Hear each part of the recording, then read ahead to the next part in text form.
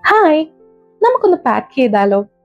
ഈ പാക്കൊക്കെ ചെയ്ത് ഞാൻ എങ്ങോട്ട് പോകുകയെന്നല്ലേ നിങ്ങൾ തിങ്ക് ചെയ്യുന്നത്? ഞാൻ നാട് വിട്ടു പോകുകയൊന്നുമല്ല. ഞങ്ങൾ എല്ലാരും കൂടി ഇന്ന് മലേഷ്യയിൽ പോകാം. ഞങ്ങൾ എല്ലാരും എന്നും പറഞ്ഞ ഞാൻ, ജോയൽ, ജോന്റെ കൊളീഗ്സ്, അവരുടെ ഫാമിലി എല്ലാരും കൂടി മലേഷ്യയിലോട്ട് പോകുക. വേറെ ഒന്നുമല്ല, ജോന്റെ കമ്പനിയുടെ ആനുവൽ ഡേ സെലിബ്രേഷൻ നടത്തുന്നത് ഇപ്രാവശ്യം മലേഷ്യ വെച്ചാണ്. അതുകൊണ്ടാണ് നമ്മൾ ഈ പാക്കിംഗ് പരിപാടി നടത്തുന്നത്. അങ്ങനെ പാക്കിംഗ് പരിപാടി കഴിഞ്ഞിട്ടുണ്ട്. ഇനി നമുക്കൊന്ന് റെഡി ആകണം. റെഡി ആകുന്നതിന് മുമ്പ് നമുക്ക് നമ്മുടെ ഫേസ് ഒന്ന് റെഡിയാക്കി എടുക്കണം.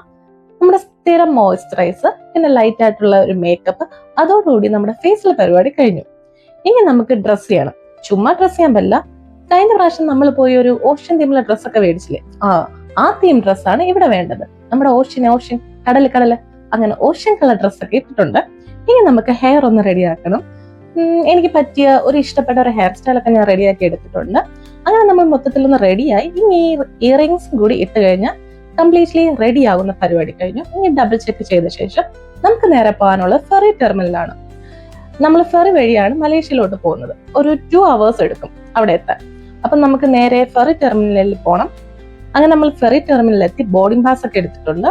ഇനി നമുക്ക് നേരെ മലേഷ്യയിലോട്ട് പോകാം. അപ്പൊ അത്രയേ ഉള്ളൂ. Tata, bye bye.